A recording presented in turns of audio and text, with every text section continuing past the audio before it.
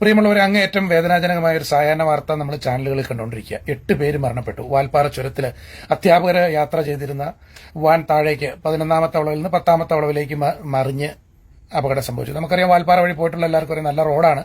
പക്ഷേ 46ഓളം hair pin ബെൻഡുകളിൽ ഇറങ്ങി വരികയാണത്. സ്വാഭാവികമായിട്ടും ഞാൻ ഈ വാഹന അപകട സംബന്ധമായിട്ടൊക്കെ ഒരു അന്വേഷകൻ എന്ന നിലയിൽ, ജോലി ചെയ്യുന്ന ഒരാളെന്നുള്ള നിലയിൽ ഞാൻ വാഹനം ഏതാണെന്ന് നോക്കി. ട്രാവലർ. എനിക്കൊരു അത്ഭുതവും തോന്നിയില്ല ഈ അപകടത്തെ സംബന്ധിച്ചിടത്തോളം. കാരണം ഞാൻ തൊടുപുഴക്കാരനായതുകൊണ്ടും ഇടുക്കി ജില്ലയിൽ അപകടങ്ങളെക്കുറിച്ച് അന്വേഷിക്കുന്ന ഒരാളെന്നുള്ള നിലയിൽ മൂന്നാർ വഴിക്കും അതുപോലെ വാഗമൺ വഴിക്കുമൊക്കെ ഒരു വർഷം തന്നെ ഞാനെന്ന ഒരാൾ മാത്രം കൈകാര്യം ചെയ്യുന്ന ട്രാവലർ അപകടത്തിൽപ്പെട്ട എത്രയോ കേസുകളുണ്ടെന്നറിയാമോ? എന്താ ഇതിൻ്റെ സംഭവിക്കണമെന്ന് ചോദിച്ചാൽ ലളിതമാണ്. പക്ഷേ ഒരു കോമൺ പബ്ലിക്കിന് അത് അറിയില്ലായിരിക്കാം.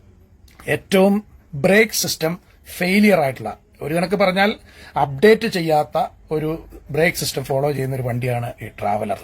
ഡിസൈൻ കൊണ്ടുവന്നിട്ട് അതേപടി ഇന്ത്യയിൽ ഇത് ബോഡി ചെയ്തിട്ട് ഇങ്ങനെ നിർമ്മിച്ചെടുത്തപ്പോൾ സംഭവിച്ചൊരു പ്രധാനപ്പെട്ട കാര്യം എന്ന് വെച്ചിട്ടുണ്ടെങ്കിൽ നിങ്ങൾക്ക് ലളിതമായിട്ട് പറഞ്ഞുതരാം, കൂടുതൽ ടെക്നിക്കാലിറ്റിയിലേക്ക് പോകണ്ട. ഇപ്പോൾ ഒരു മഹീന്ദ്ര താർ എടുത്ത് നോക്കൂ, അല്ലെങ്കിൽ ഒരു ഇന്നോവ എടുത്ത് നോക്കൂ.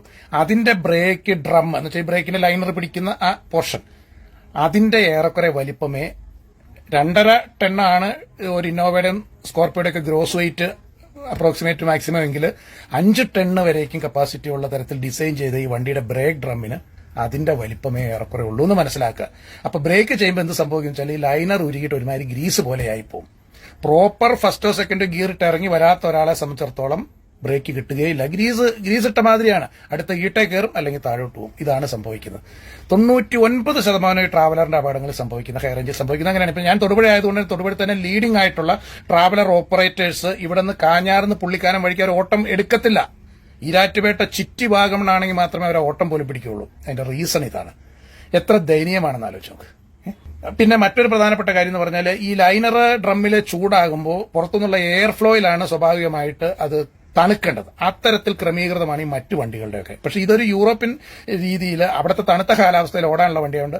അത്തരത്തിലുള്ള എയർ ഫ്ലോയിൽ ഇത് റേഡിയേറ്റ് ചെയ്യാനുള്ള സംവിധാനവും ഇതിന്റെ ബ്രേക്ക് സിസ്റ്റത്തിന് കുറവുണ്ട്. അതുകൊണ്ടാണ് ഇതങ്ങ് ഉരുകി പോകുന്നത്. ഒരു മാർഗം ഉണ്ടാവില്ല. അപ്പം അങ്ങേറ്റം സെൻസിറ്റീവ് ആയിട്ടൊരു ഡ്രൈവർ ആ പ്രോപ്പർ ഗിയറിൽ വന്നെങ്കിൽ മാത്രമേ ഈ സാധനം എല്ലായിടത്തും പറഞ്ഞിട്ട് നിൽക്കുള്ളൂ, അല്ലെങ്കിൽ ഈട്ടേ കയറിയിരിക്കും. ഭാഗ്യം കൊണ്ട് ഈട്ടയിലിടിച്ച് നിൽക്കും, അല്ലെങ്കിൽ താഴോട്ട് പോകും. അതാണ് ഈ സംഭവിക്കുന്നത്. നമ്മുടെ രാജ്യത്ത് ഇതിനൊക്കെ നിർമ്മാണ അനുമതി കൊടുത്തു വിടുന്ന ഏജൻസികൾ അല്ലേ എന്നാലോചിക്കും. അവരാണ് കുറ്റവാളികൾ. ഇതൊക്കെ പറഞ്ഞിട്ട് കാര്യമില്ല, സങ്കടകരമാണ് എന്ന് മാത്രമേ പറയാനുള്ളൂ, വേറൊന്നും പറയാനില്ല. ഇത്തരത്തിൽ ഹൈ റേഞ്ചുകളിൽ ഇപ്പോൾ ഒരു വയനാടൻ ചുരം ഇറങ്ങി വരുമ്പോഴാണ്, ഇടുക്കിയിൽ നിന്നാണെങ്കിലും ഒക്കെ ഇറങ്ങി വരുമ്പോൾ ഏറ്റവും അപകടത്തിൽ ബ്രേക്ക് നഷ്ടപ്പെട്ടു, നിയന്ത്രണം നഷ്ടപ്പെട്ടു എന്ന ആ ഒരു ലേബലിൽ പറയുന്ന അപകടങ്ങളിൽ ട്രാവലറിന് സംഭവിക്കുന്നതിന്റെ കാരണം ഇതാണ്. ഞാനിപ്പോൾ ആ കമ്പനീനെ കുറ്റം പറഞ്ഞത് അവർക്ക് മോശപ്പെടുത്തതൊന്നുമല്ല, പക്ഷെ ഇത് റിയാലിറ്റിയാണ്, അത് അവർക്കും അറിയാം. ഇത് ഓടിക്കുന്ന പരിചിതരായ ഡ്രൈവേഴ്സിന് ഈ 2 മാസത്തിനുള്ളിൽ കാഞ്ഞാറ് ഞാൻ പുള്ളിക്കാനത്തിന് പോകുമ്പോൾ അതിലിറങ്ങി വന്ന തമിഴ്നാട് വണ്ടിയുടെ ട്രാവലർ ഈട്ടയിലിടിച്ച് കയറി ആൾക്കാരെല്ലാം റോട്ടിലൂടെ കുത്തിയിരിക്കുമ്പോൾ പരിക്കൊന്നും പറ്റിയില്ല. ഭാഗ്യത്തിന് അവർക്ക് അവിടെ ഇടിച്ചതിന് നിർത്താൻ പറ്റി. അത് കണ്ടതാണ് ഞാൻ. അന്നേരവും ഞാനിത് പറഞ്ഞു. എത്ര കഷ്ടമാണെന്ന് ആലോചിച്ചു.